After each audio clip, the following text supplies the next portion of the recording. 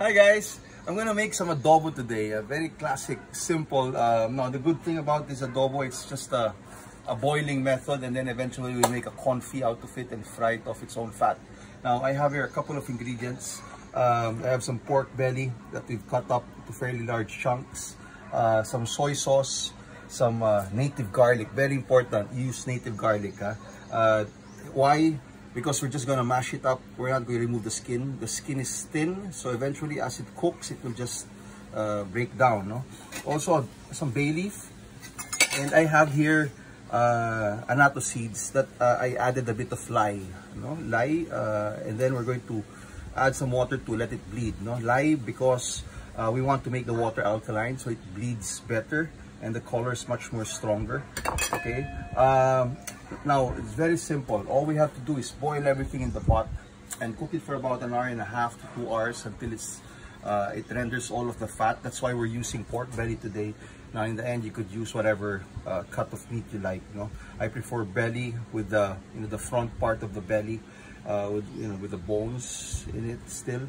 So as it cooks, it would flavor the stew even better. Now we're cooking in an old classic ways. I remember when I was growing up, we would go to Iloilo every summer, and my lola and my aunt, and my mom would cook us a very special adobo, and I hopefully we'd try to replicate this today. And it's cooked as a firewood, and the good thing about that is there's smoke, so the smoke will actually flavor and intensify the flavor of our adobo. So all I have to do is, here I have my pork belly. This about, I added a bit of oil, Okay. Alright. Next, I will add some bay leaf. Okay, a little bit.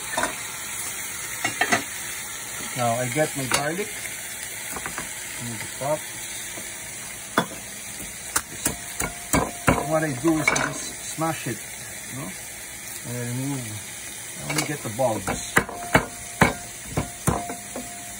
Native garlic is much more pungent, it's much more stronger in flavor, and the good thing about it, like I said earlier, you don't really have to remove the skin, especially if I'm cooking it like a rustic way like this, because eventually that skin will all go into the sauce, Okay.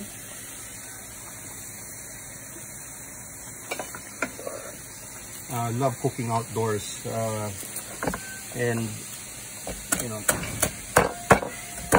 flavoring it with smoke. Anything that you eat just tastes far better than just regular conventional cooking. Okay, so we go back to basics.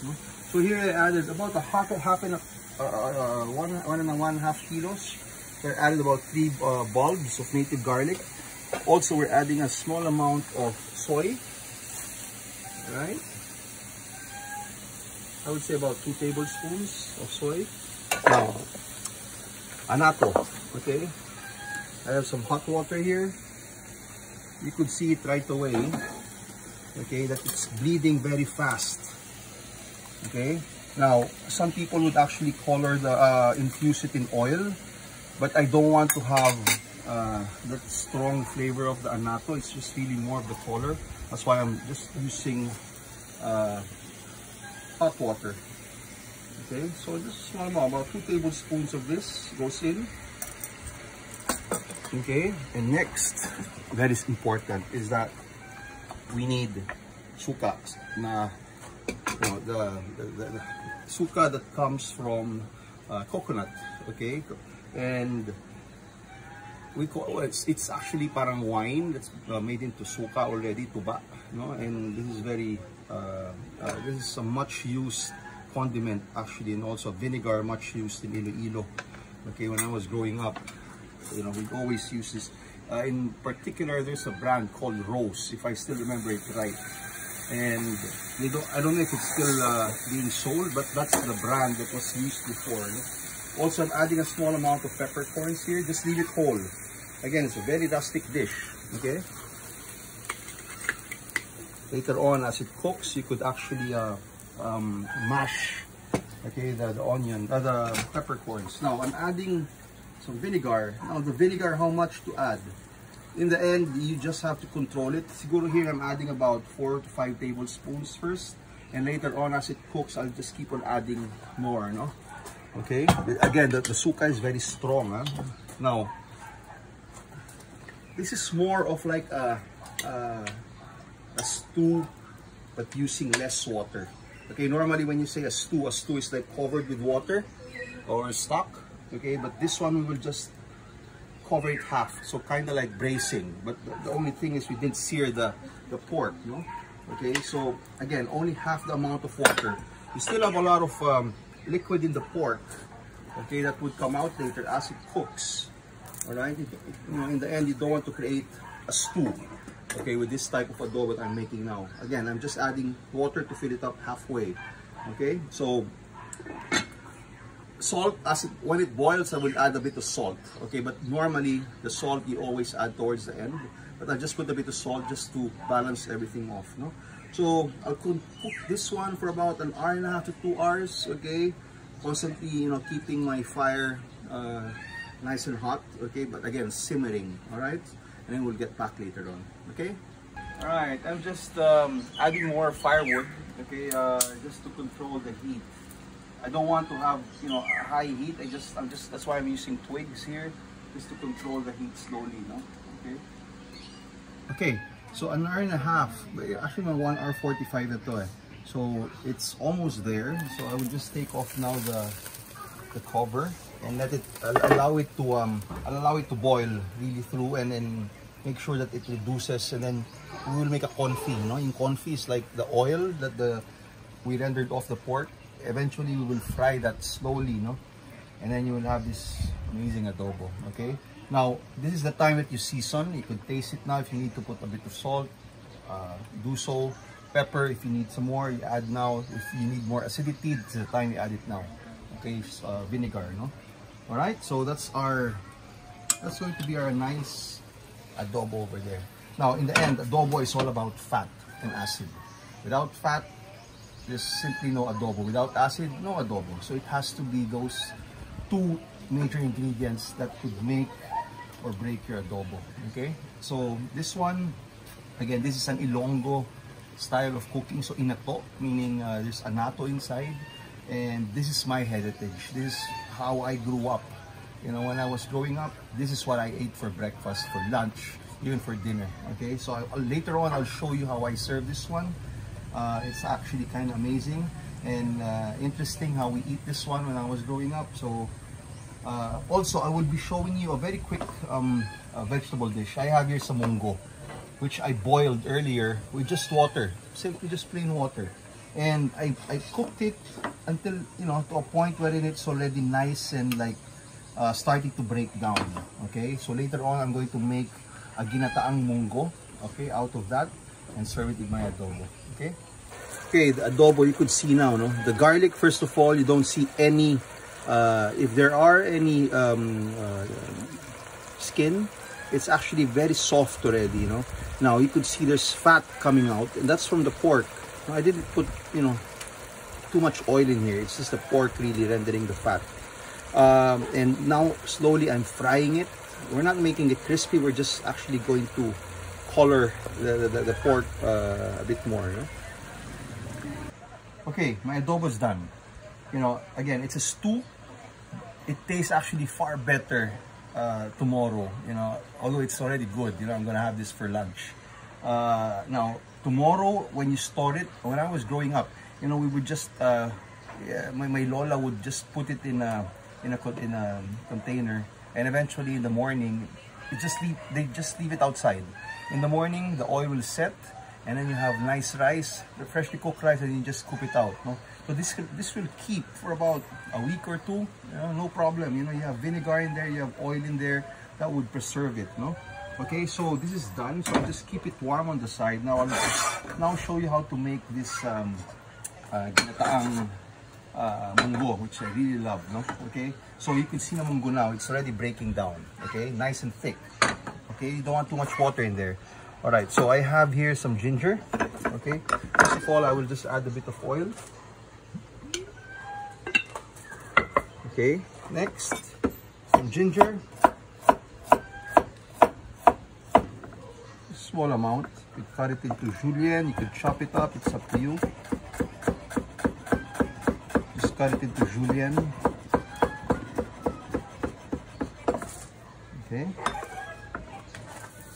Fry it off.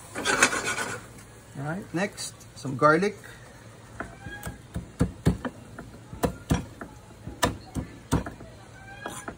Smash it up.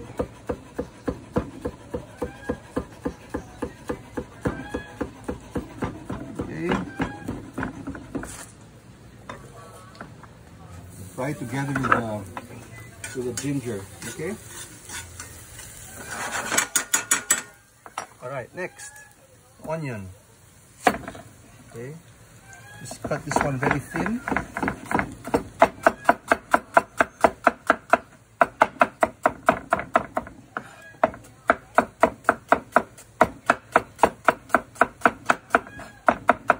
Okay, next, fry it in. Okay, so now this is a very old way of cooking wherein we call this one sancocha, which means, you know, there's already caramelization happening. All right, so I'm cooking it to a point where it's going to be like a paste together with some tomatoes. Okay, so again, the idea here is to cook it off nice and thick, taking off all of the moisture, and you're just frying it. Okay, so this gives you that you know, umami flavor later on, no? Okay, I have some tomatoes in here. Just cut it thin.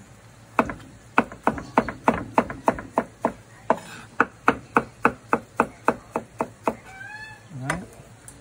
So I'll just, again, cook it off until it's nice and dry. Okay?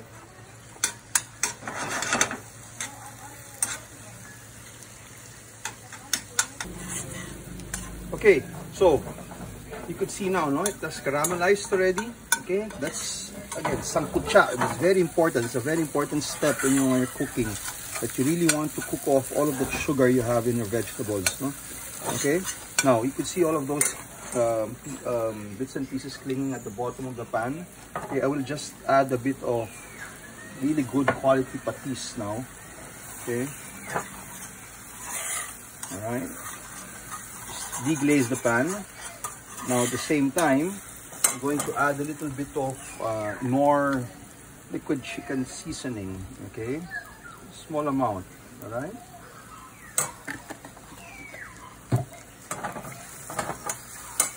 Okay. Again, you can see, you know, all of that flavor in there. That will all go into my monggo later on. Okay, my monggo now is nice and dry. You can see, you know, very important that you dry it off. And you can see now the oil coming out, no? Okay, now I have here some ampalaya leaves, okay, or bitter gourd leaves. I'm just cutting it into small pieces, and I want to saute this one first in my tomatoes, onions, ginger, garlic paste. No? Okay. Alright, it's almost there. No? It's a very healthy way of eating munggo. More flavorful than just making a soup. Okay, so please try to do this. Okay, so I'm just sauteing quickly, right? This is time I'll season with pepper. I'm not gonna put some salt anymore. I have enough salt for the patis and also the chicken, no? Chicken seasoning. Okay. Once it's cooked, simple. You add your munggo in.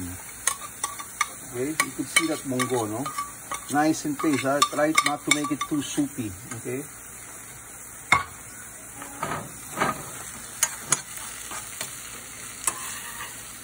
Okay, you can see now. Voila. Okay. Lastly, pour in my coconut cream. Not too much. About just to make sure you have a nice creamy sauce later on, no? Okay, so that's our dish for today, ginataang munggo and my heritage adobo, okay, that I ate when I was growing up in Iloilo. Okay, favorite, okay, to die for. Okay, please try it at home. Later on, I'll show you how it's served. Okay. All right, so I'll just show you how to serve this one. Okay, I have rice. This is the way we cooked it in the old days. Okay, so I have some rice here. Grabe namin ito po. Alright, a bit of my, let's see, all of that nice anato, peppercorns, garlic, it's all in there.